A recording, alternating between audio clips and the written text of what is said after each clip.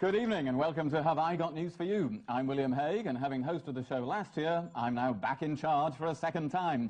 And I bet you never thought you'd hear me say that. Anyway, in the news this week, as Come Dancing hits the screen, auditions get underway for Bruce Forsyth's glamorous young assistant.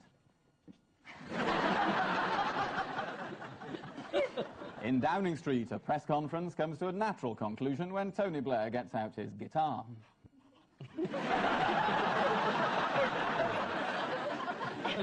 And in London, after denying rumours of a rift, Sherry Blair sets off for a girls' night out with her fashion guru, Carol Kaplan.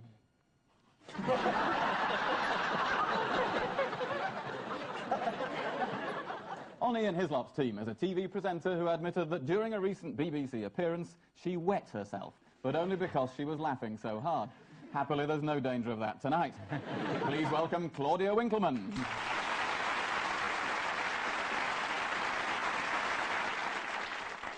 And with Paul Merton tonight is a novelist, poet and father of Boris Johnson, who says when someone shouts, "Oi, tosser," at him, he replies, "I think you mean my son." And to be fair, I normally do. Please welcome Stanley Johnson.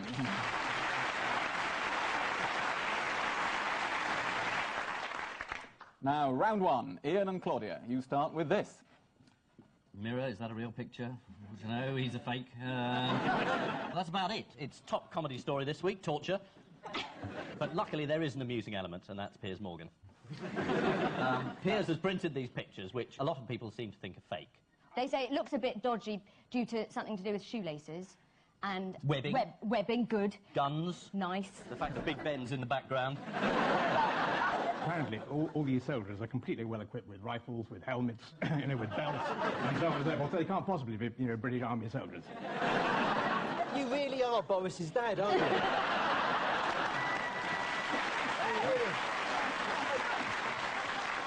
I really thought he'd been knitted. I'm not just Boris's dad, I'm Rachel's dad, Joe's dad, Leah's dad, a couple more there. The other thing that's confused everybody is, if I can use the word, the P. Because in that photo you can see sort of almost, I don't know about boys weeing, however there are big sort of lumps of it. It's like a Shetland pony that managed to get into one of the outfits. And it is in slow motion, isn't it? Yeah. It's rather like a squeezy bottle. It's very clear. I'm not sure I can contribute to this line. And what's the view of the Mirror executives if the pictures do turn out to be a fake? Well, Piers has said that it looks shaky for him if they're fake. Otherwise, they're saying that they're real. Yes. According to the Times, they stopped short of calling for Piers Morgan's head on a spike. Just thought I'd let you savour that image here for a little bit. Yes, no, can we leave it there? No, I mean, if Piers has put these photos in and they're not real, he will get sacked.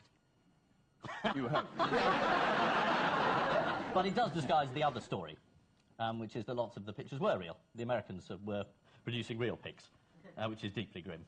Yeah. What's been the response of Donald Rumsfeld, who is technically responsible as Secretary of Defence? He offered immediately to resign. Joke. No, he just said it was terrible. He couldn't imagine how it had happened. He said, "I'm no lawyer, but my impression is that what has been alleged is abuse, which I believe technically is different from torture." He isn't a lawyer, he should be. Yes, this is the latest bad news from Iraq. As the row over the photos escalated, legal experts warned that if Daily Mirror editor Piers Morgan refuses to reveal his sources, he could face a lengthy jail sentence. You stick to your guns, Piers. Keen to put the boot into the Mirror, The Sun mocked up its own photo, boasting that it had taken a mere 30 minutes. A good page filler, but what a first day for the lad on work experience. Paul and Stanley, this is for you. That's lighting the Olympic flame, yes, I think. Absolutely. This must be Athens. So that was the dome, and another dome fiasco, I think. Yes, absolutely. And this is the swimming pool. Yeah, very good. It's basically about the fact that the Greeks haven't got it ready yet, as everybody predicted they wouldn't, and they don't seem to be bothered about it at all. They said it will be ready. They invented the Olympic Games, Yeah, after all. absolutely, yeah. They ought to be able to do it exactly the way they want to do it. Exactly. How long is it till the Olympics begin? 20 minutes? I don't know. You don't have to put your hand up, so it's fine. How long is it? Yes. Please, Claudia. I believe it's 98 days. 97 days, very close, yeah. And who's going to feature in the opening ceremony of these? I don't know. It's Apollo and Bacchus. Either don't use Antos and Decos like everybody else. Absolutely sure. Do you know what the new sport is that is going to be Yes, introduce? it's something silly, isn't it? Is it It's sort of... stadium building. It's a bit more exciting than that. Oh, is it olive pip spitting?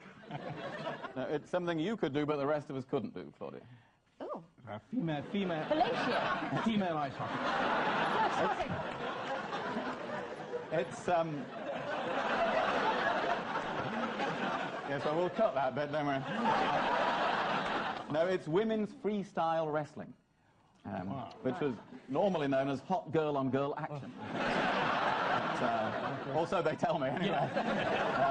What do you think about the modernisation of the Olympics? Well, I think they ought to be back in the old stadium at Olympia, you know, running up and down and getting pretty hot and putting a laurel wreath across their brow and reciting a few iambics. That's what I think ought to happen. I think that is what's going to happen. I want to come in here and say we ought not to be doing down the Greeks. They're going to make a jolly good effort, and it's all going to work absolutely swimmingly, if you're a swimmer. It's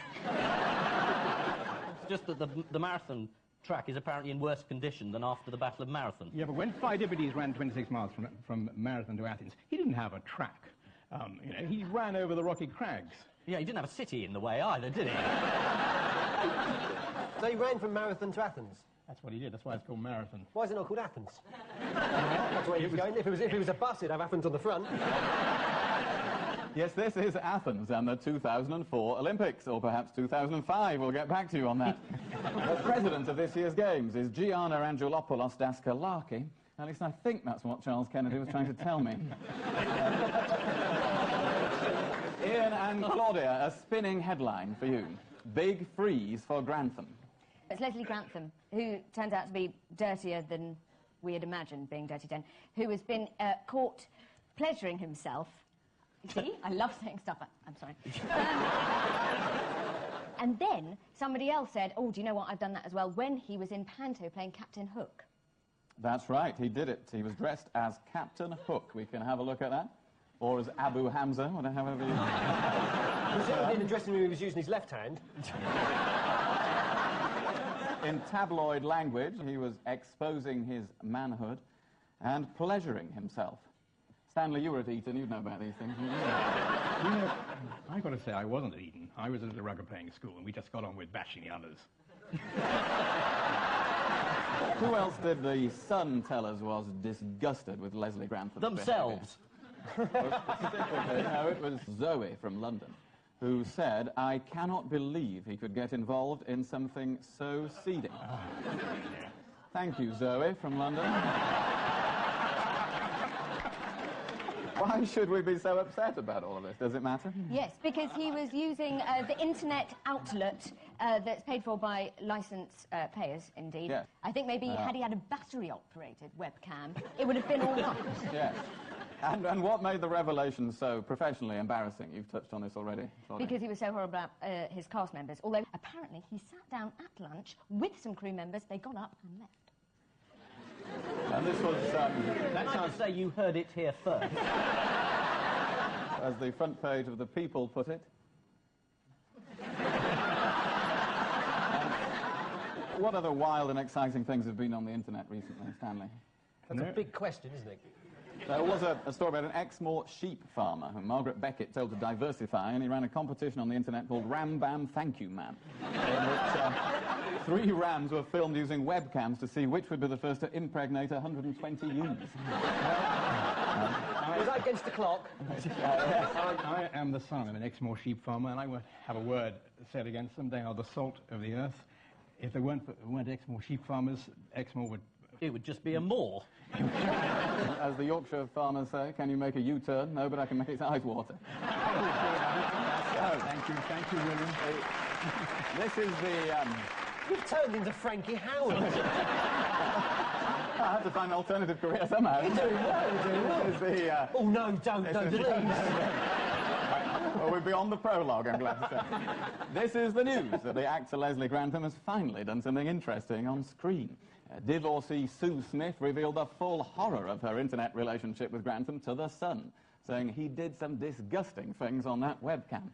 So disgusting that Sue cut off contact after 6 months. At the time of this recording, we still don't know if Leslie Grantham will be sacked. And if EastEnders need a replacement tough guy, Hello, princess. Oh,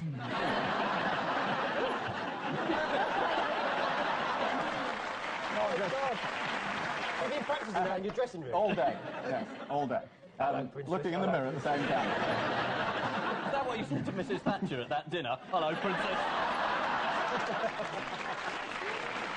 Paul and Stanley, a headline for you. OK. Squat going for a song. What's all this about? This is a chap called Rainbow George, who was squatting in a house in Hampstead. This fellow didn't own the house, but he's managed to sell it for £850,000 in order to relaunch the career of a chap who was around when I was around, actually, in the early 60s, called Ronnie Carroll, who won the Eurovision Song Contest in 1962 with a song called Ring-a-Ding. Let's hear it.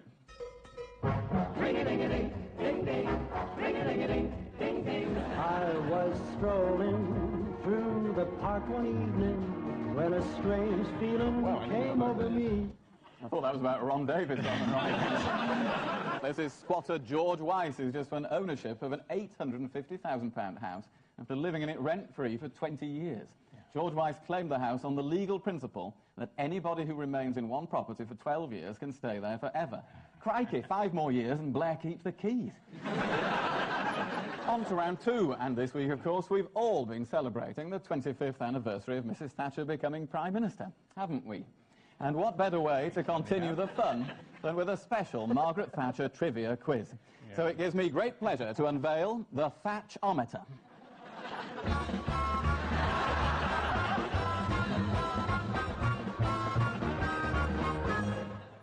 Identify the Maggie moment from the image. Ian and Claudia, you're first. Let's roll the Thatchometer. Oh, house. Well, she wanted everyone to have one. Oh, no, that's not it. It's the historic BBC election blunder. As the first woman Prime Minister stepped into Downing Street, the BBC were showing children's programme Play School on the television, as explained in a later documentary, as we can see in this clip.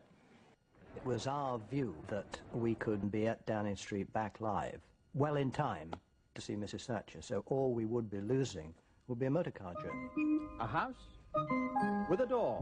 1. Ready to play. Did anyone notice the Thatcher resonances in a Blair speech this week? Yeah, I did, because when Mrs. Thatcher came into 10 Downing Street, she recited this St. Francis of Assisi speech, where there is despair, let us bring hope, or where there is hope, let us bring despair, or something like that. Anyway, Mr. Blair recently, like the other day, made a new speech, and we clearly took away the whole Thatcher image. OK, let's have a look. Where there is doubt, may we bring faith, and where there is despair, may we bring hope. Where there has been despair, we put hope. Where there has been underachievement, we put ambition for the future.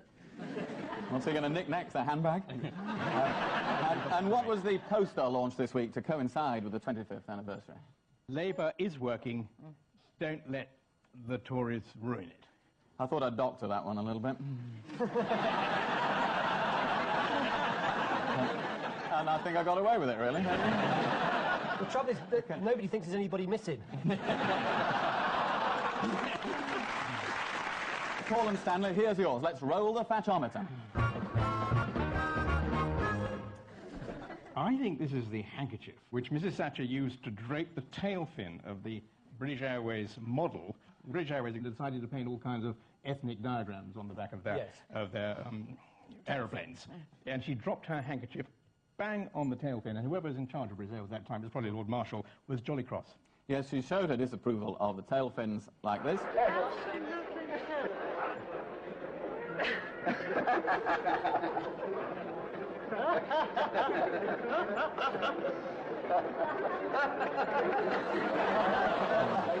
I love the laughter of the flunkies. Ha ha ha! Oh, Mrs. Thatcher, how marvellously amusing you are.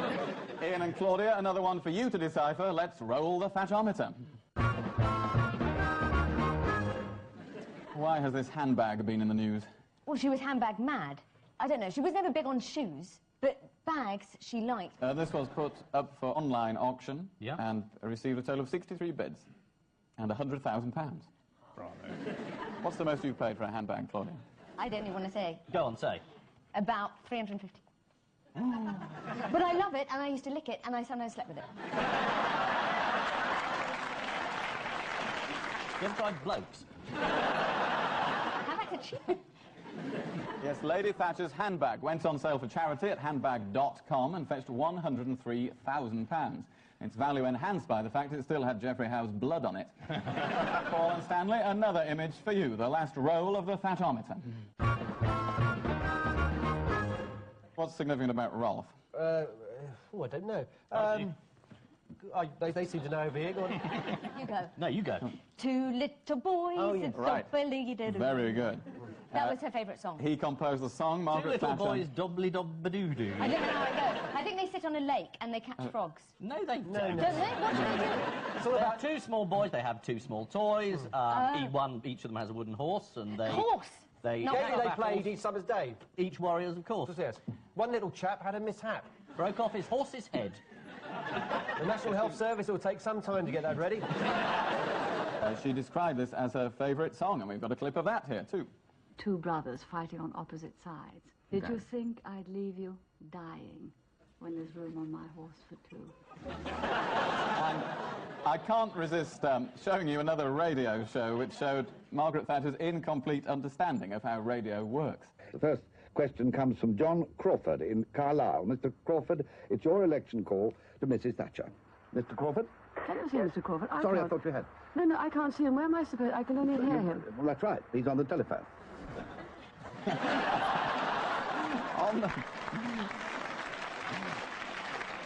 On the programme, Lady Thatcher talked about her fond memories of Grantham. Well, of course, that was before he discovered the webcam.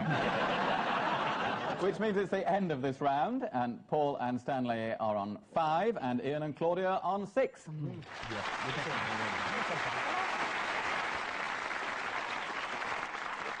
Round 3 is the odd one out round. Ian and Claudia, your 4 are Dame Shirley Porter, Shane Ritchie, George Orwell, and the Queen in Snow White. OK, well, the mirror, fairest of them all, was an honest mirror. Am I wrong? No, it's just the phrase honest and mirror going together. It's older, you are good-looking, like the Platts, all working. Yeah, it's terrific until your daughter comes of age, then you're an old slag, and Snow White, she's the one we love. So we have to hide her in roses and get the dwarfs. Get those dwarves in. Get them quickly. out.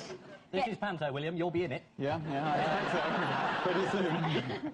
Then... Shirley Porter. Yes, thank you. Good. Honest. On it. Well, no. No, the theme's breaking down here. But then became honest and said, you're right, have the cash back. £12 million given back for the gerrymandering, you know, the houses. You know all that stuff that Tories used to do. Are we on the right line? No, not at all. No. But this is a really interesting theory. Croesus would probably find it very difficult. Oh, pretending to be less rich than you are. So, nice. So Shirley said, I haven't got a bean. Look at my scarf. Can't afford an expensive handbag. And then that 23 million in Israel. That. Oh, sorry, yes. George Orwell pretended to be a tramp. He went down and out. Down and out in Paris and London. But in fact, he was an old Italian called Boris Johnson. Shane Ritchie has recently been saying that he's bankrupt, but nobody quite believes it because I think he has a helicopter in his house, or sitting atop his house. I might have made that up, but go with me. Are we getting closer? You're very much on the right. Good. Let us have more time. And then... And then the Queen... constantly pretended... to be attractive by hiding the lady in the roses with the dwarfs. She pretended to be a poor peddler woman. Oh, yes, she dressed up with as an the old... apples. Right. Poisoned apples. Yes. No, they've all pretended to be poor, apart from Shane Ritchie, who doesn't have to pretend after losing £700,000 on a feature film starring himself. This was called Shoreditch. Anyone seen the Times review of the film? No. They said the acting was so bad, it makes you want to chew off your own fist in sheer... Although the reviewer hadn't seen Love Actually at that point. And Shirley Porter, what did she sign this time last year? Some documents saying I'm bankrupt, I haven't got any money. Yes, sworn affidavits claiming she had no more than £300,000 in assets worldwide. And then she looked down the back of her sofa and found 12 million. Dame Shirley Porter has taken refuge in Israel following the controversy over homes for votes. Mind you, in Westminster, it's a scandal. On the West Bank, it's an election promise.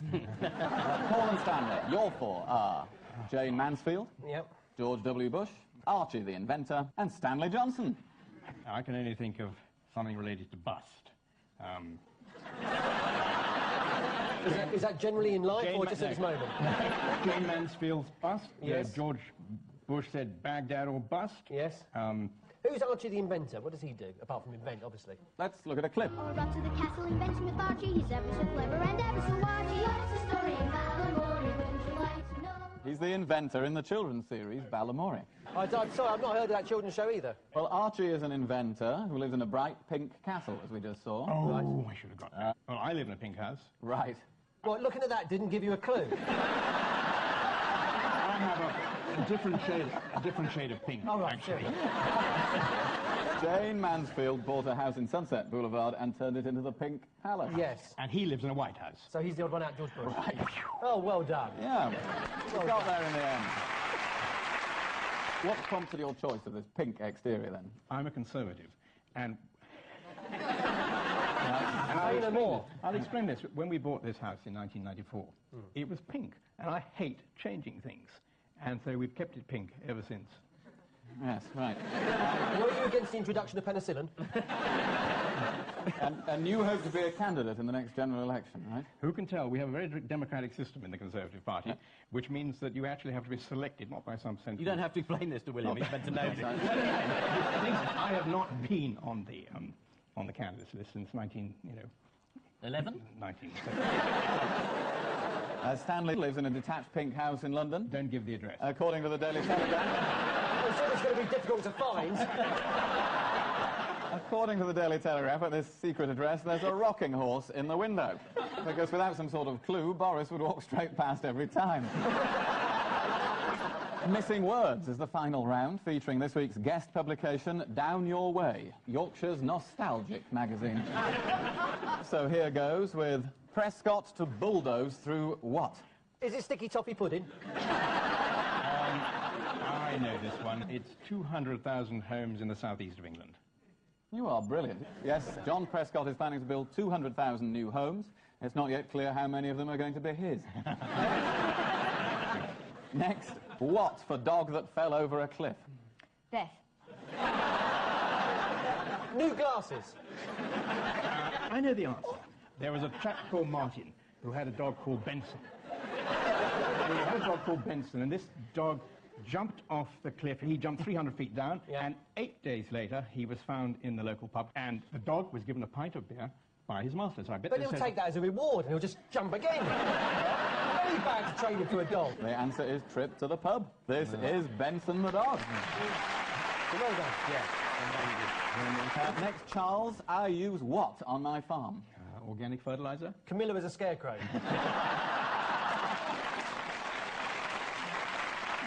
Migrant workers. Next, what under threat from vultures? Lawyers. Well, I've got a theory about this one. Yeah. And my theory is it refers to the Parsis who, in Mumbai, and they used to put out the bodies, the dead bodies. And that will work fine as long as they were vultures, but the vultures are now a terrific threat in India. So I think what we have here is Parsi bodies under threat from absence of vultures. I think that's right, isn't it? No, the answer is bodies. BBC is under threat from vultures. Oh. And finally, if only folk did what? Is this from Yorkshire is Fantastic magazine? Yeah, you're on the right. Well, just say it in a Yorkshire accent, it'll come. If only folk did visit us. If only folk...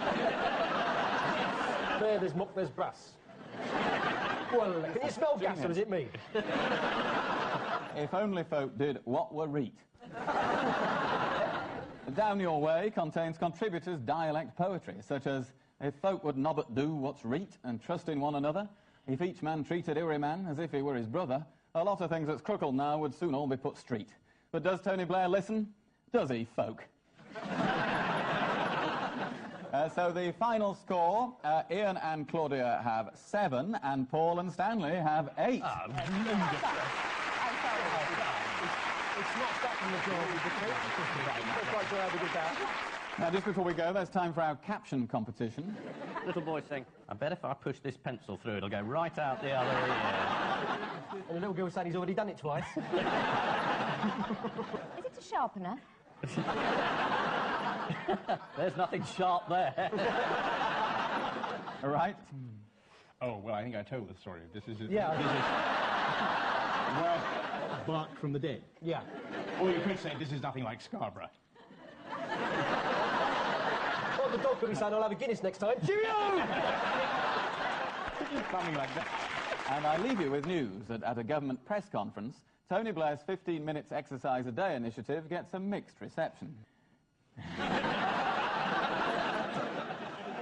In St James's Park, an excited Prince Philip tries out his new rifle.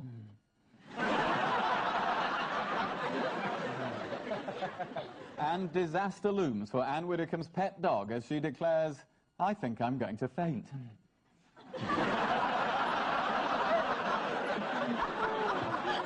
She'll kill me for that. Good night.